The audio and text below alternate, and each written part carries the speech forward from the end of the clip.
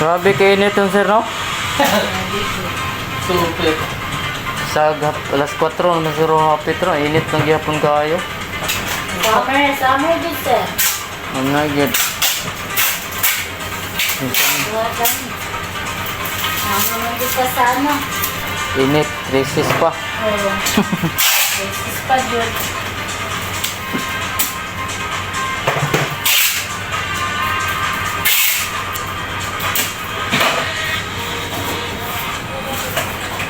Hindi sila makapatupad sa sweldo, no? Yung pagtaas ng presyo, madali na kayo.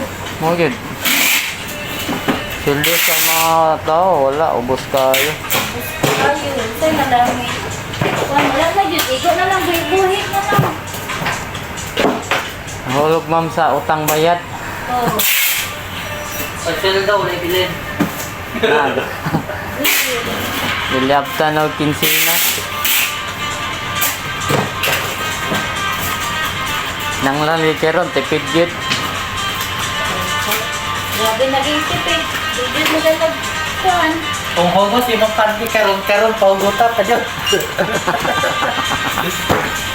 Ayan, mas na lang.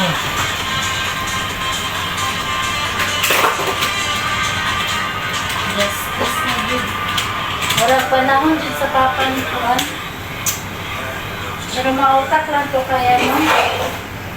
Marcos? E Marcos na yung papa ba? Isumad yan, sir. Oh, sumadya. Karon Tara. kay klaro dit kay balantaran na kuan. Kantara na og panguha. Sili, shot to kill or shot to die? Yeah, wala pa yung issue-issue, no? Ang gikuha nila, ang Vice President doon nga, pila raman taon ay giuna ang tanang mga kuan. Klaro na makaistorya ko si Sara ilang paghintan. Kuya, una kuan daw kay kuan daw na, stage 4 daw na ang sakit ni kuan ron, ni Marcos. Ay, kita. Pag madido siya, si Sarah, impas na. Okay na. Ang problema lang, dagan pa kuanon.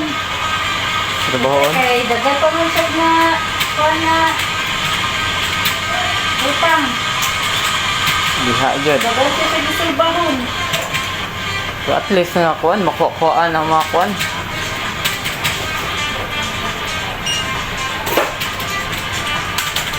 Dagan din na si Castro. Mahal-mahal lang si Odi, sir, wa? Sila. 25.